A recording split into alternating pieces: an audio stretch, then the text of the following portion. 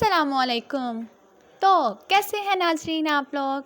I hope आप सब लोग ठीक होंगे, अपने घरों में खुश होंगे, अपना दिन इंजॉय कर रहे होंगे। तो आ गई हूँ मैं आप लोगों के सामने एक न्यू वीडियो के साथ। आई होप आप लोग इस वीडियो को भी दूसरी वीडियोस की तरह बहुत पसंद करेंगे।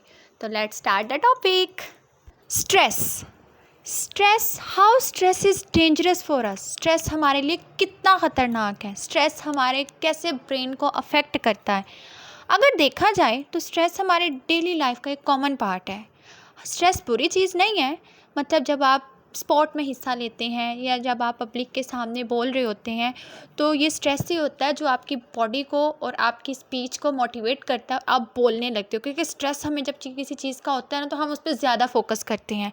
लेकिन जब आप मुसलसल अपने आप को स्ट्रेस में मुब्तला रखते हैं तो आप लोग जब मुसलसल उसी चीज़ में आप रहते हैं तो ये आपके लिए, आपकी बॉडी में, आपके दिमाग में नेगेटिव चेंजेस भी लाता है। इंसानी दिमाग को में साइड इफ़ेक्ट्स को समझने के लिए हमें सबसे पहले स्ट्रेस की साइंस को समझना चाहिए कि आखिर स्ट्रेस होता क्या है। जब इंसान किसी स्ट्रेसफुल सिचुएशन को फेस करता है ना तो उसके बॉडी में ना एक HPE सिस्टम, जिसको हम हाइपोथैलेमस पिट्यूटरी ग्लैंड कहते हैं, वो जो है ना वो एक्टिवेट हो जाता है।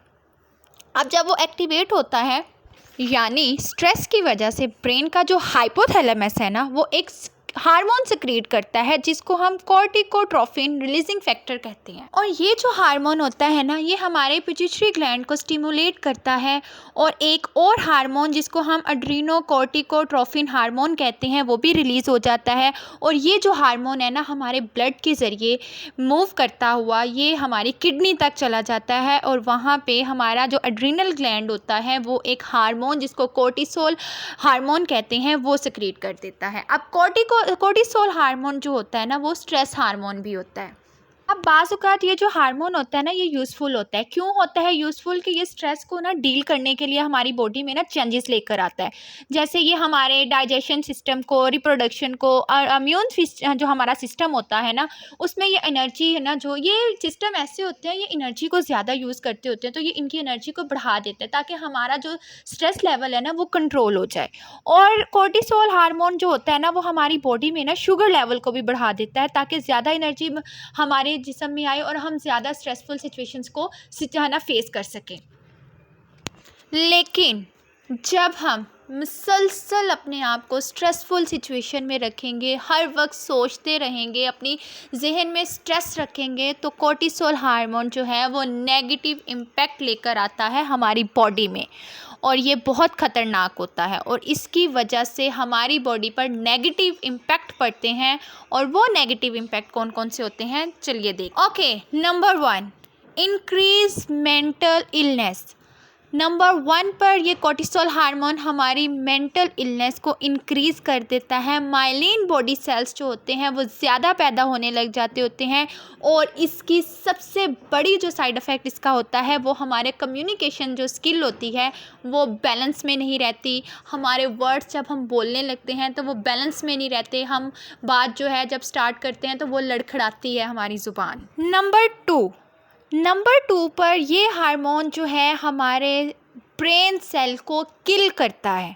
स्ट्रेस जो होता है वो हमारे ब्रेन सेल्स को किल कर देता है। हाइपोकैम्पस हमारे दिमाग में एक ऐसा रीजन है जहाँ पे नए सेल्स जो होते हैं ना वो बनते हैं। लेकिन यहाँ पे क्या होता है, स्ट्रेस की वजह से जो हमारे नए सेल्स बन रहे होते हैं वो उनको किल कर देता है।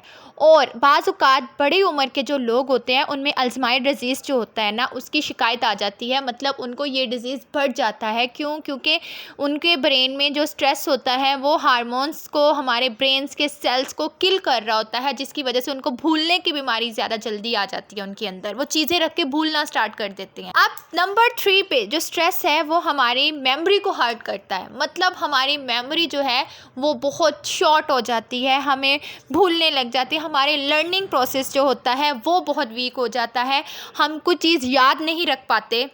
Number 4 stress shrink the brain. Stress की वजह से हमारा जो ब्रेन है वो सिकुड़ने लग जाता है, हमारा दिमाग का हिस्सा जो है वो सिकुड़ने लग जाता है और हम इसकी वजह से कंसंट्रेशन, डिसीजन मेकिंग, जजमेंट, इरादा करना, अपनी सलाहियतें जो हमारी होती हैं वो किसी काम की नहीं रहती, वो डिस्टर्ब हो जाती हैं। हम कोई भी डिसीजन नहीं बना पाते, हम ज़्यादा सोचने की वजह से समझिए अपने ब्रेन के साथ बहुत बुरा कर रहे होते हैं। इसीलिए स्ट्रेसफुल सिचुएशन में रहना, खुद को स्ट्रेसफुल हालात में रखना is too much dangerous for our brain, क्योंकि ये हमारी ब्रेन की तमाम सलाहियतों को ख़त्म कर देता है। इसीलिए हमें स्ट्रेस से बचना चाहिए, क्योंकि स्ट्रेस जो होता है वो ब्रेन सेल्स को किल कर देता है, मेंटल इलनेस को इंक्रीज़ करता है, हमारी मेमोरी को हर्ट करता है और हमारे ब्रेन को श्रिंक करता है। अब हम स्ट्रेस जो है, अपने स्ट्रेसफुल सिचुएशन से बाहर निकलने के लिए हम क्या कर सकते हैं, बाज़ औक़ात ये सवाल आता है।